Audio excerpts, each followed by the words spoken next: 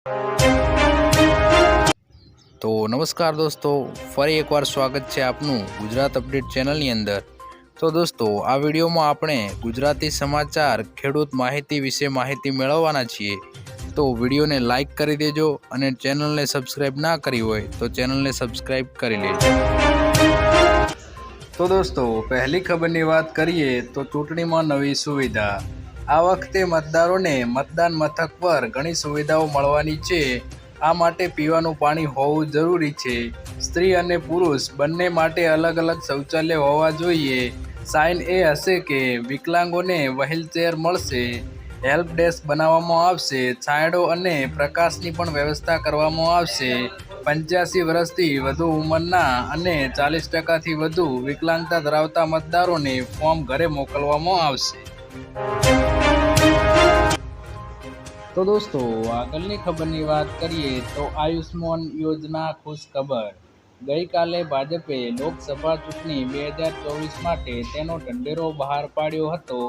જે દરમિયાન આયુષ્માન યોજનાને લઈને મોટો દાવો કરવામાં આવ્યો છે। આયુષ્માન ભારત યોજના 70 વર્ષથી વધુ ઉંમરના તમામ વરિષ્ઠ નાગરિકોને સામેલ કરવાનું વચન આપે છે। આ સાથે એવું કહેવામાં આવ્યું છે કે હવે તમામ પાત્ર ટ્રાન્ઝેક્શનને આયુષ્માન ભારત હેઠળ આવરી લેવામાં આવશે। તો દોસ્તો, આગળની ખબરની વાત કરીએ તો ભાજપ મેનિફેસ્ટો જુમલો। શક્તિસિંહે કહ્યું છે કે ભાજપે મેનિફેસ્ટો પર એકતરફી વાત કરી છે। 1 કલાક 40 મિનિટના મેનિફેસ્ટોમાં ભાજપે કોઈ પણ પત્રકારને એક પણ સવાલ પૂછવા દીધો નથી।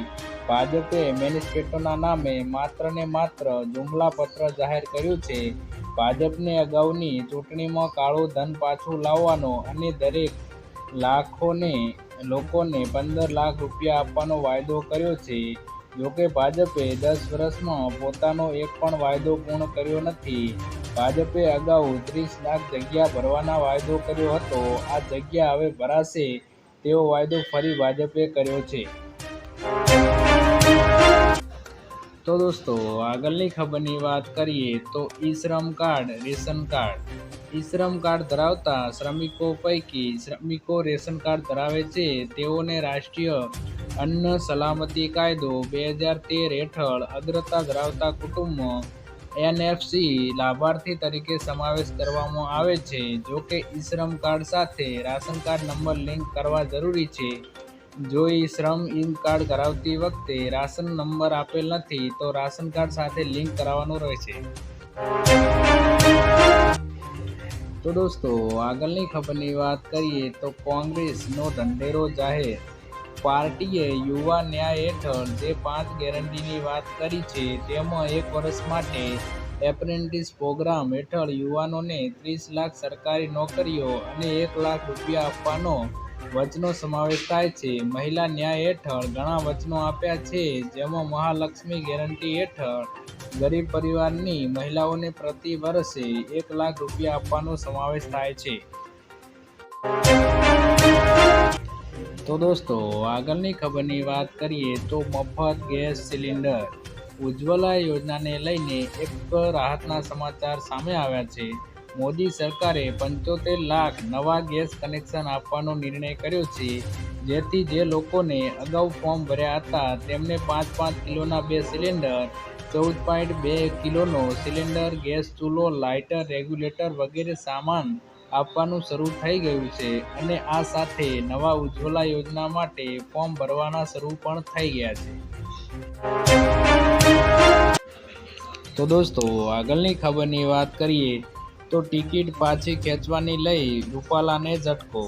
રૂપાલા મામલે ક્ષત્રિય સમાજના આગેવાનોએ અલ્ટિમેટમ આપતા કહ્યું છે કે જો રૂપાલાની ટિકિટ કેન્સલ નહીં થાય તો ક્ષત્રિય સમાજ એક થઈને તેમની સામે વોટ આપશે।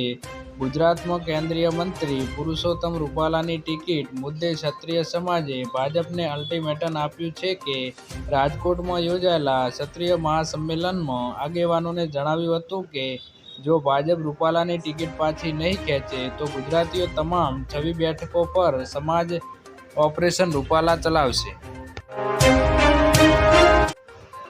તો દોસ્તો, આગળની ખબરની વાત કરીએ તો 2000નો હપ્તો જમા નથી થતો તો આ કામ કરી લેવું।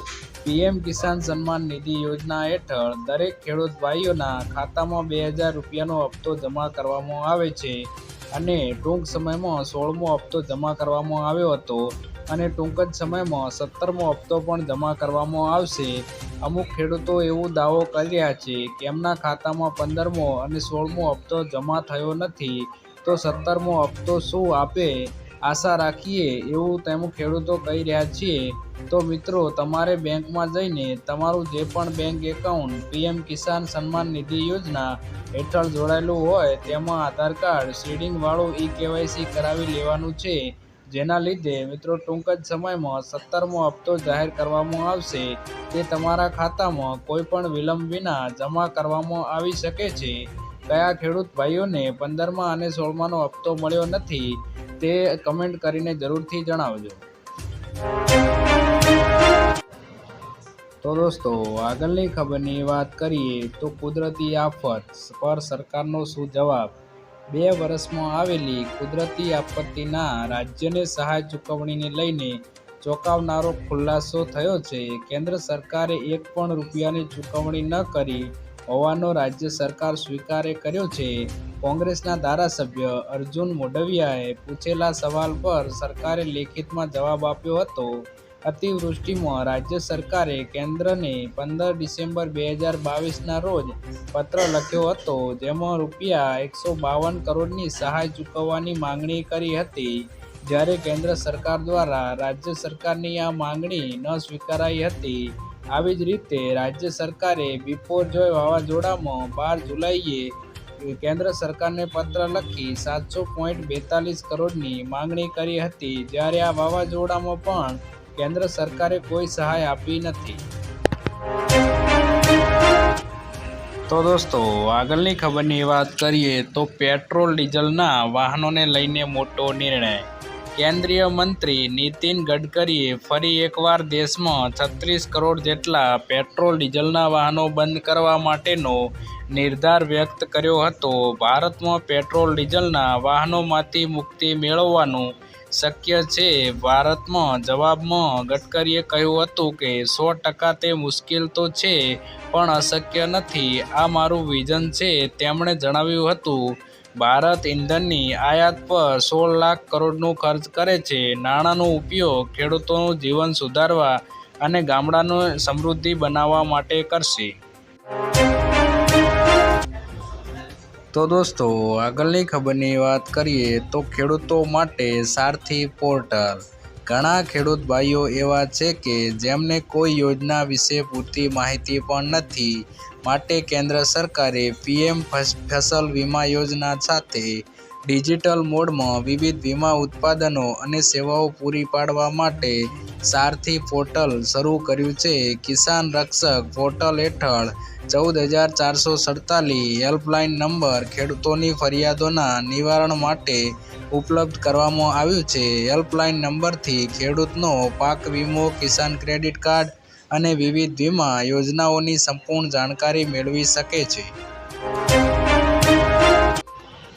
તો દોસ્તો, આગળની ખબરની વાત કરીએ તો દેવા માફી અંગે જાહેરાત। કોંગ્રેસ સાંસદ રાહુલ ગાંધી દ્વારા દેવા માફીને લઈને સરકાર વિરુદ્ધ પ્રશ્નો કર્યા છે। મોદી સરકારને કહી દીધું છે કે દિવસ રાત ચૂંટણીની ખેતી કરનારા મોદીએ છેલ્લા 10 વર્ષમાં માત્ર ખેડૂતો સાથે છેતરપિંડી કરી છે, જેના કારણે દેશમાં દરરોજ 30 ખેડૂતો દેવાના કારણે જીવ ગુમાવી રહ્યા છે, તેવું રાહુલ ગાંધી દ્વારા ટ્વિટર પર ટ્વીટ કરીને પોસ્ટ કરવામાં આવ્યું છે। આ વાતથી કહી શકાય કે જો રાજ્યમાં આવનારા સમયમાં કોંગ્રેસની સરકાર બનશે તો ખેડૂતો માટે દેવા માફીની મોટી જાહેરાત કરશે। અગાઉ પણ ચૂંટણી વખતે 2 લાખ સુધી દેવું માફ કરવાની કોંગ્રેસ પાર્ટીએ જાહેરાત કરી હતી। તો દોસ્તો, આગળની ખબરની વાત કરીએ તો ગુજરાતીઓ માટે સારા સમાચાર। જૂનાગઢ માર્કેટિંગ યાર્ડમાં કેરીની આવક શરૂ થઈ ગઈ છે, જેમાં એક બોક્સ કેરીનો ભાવ 600 થી 1800 રૂપિયા સુધીનો છે। આ વર્ષે વાતાવરણમાં ફેરફારના કારણે કેરીની આવક ઓછી થઈ રહી છે।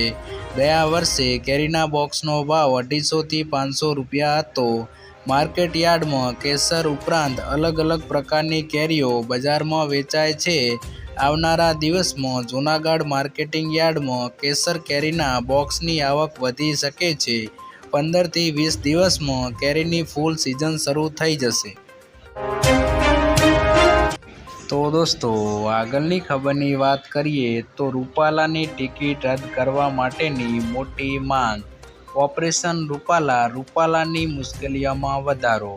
રાજકોટ લોકસભા બેઠકના ભાજપના ઉમેદવાર પુરુષોત્તમ રૂપાલાએ રાજા રજવાડા અને રાજપૂત સમાજના મહિલાઓ માટે કરેલા ઉચ્ચારણ સામે રાજપૂતોમાં મોટો રોષ ભભૂકી ઉઠ્યો હતો અને 15 દિવસથી આંદોલન ચાલી રહ્યું છે.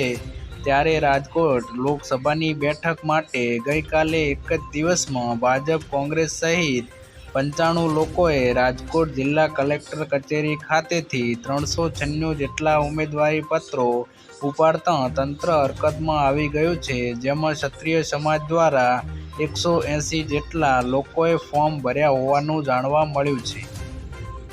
તો દોસ્તો, આજના વિડીયોમાં આટલું જ. જો વિડીયો પસંદ આવ્યો હોય તો વિડીયોને લાઈક કરજો અને આવા ગુજરાતી સમાચાર, ખેડૂત સમાચાર વિશે માહિતી મેળવવા માટે આપણી આ ચેનલ ગુજરાત અપડેટને સબસ્ક્રાઈબ કરી લેજો.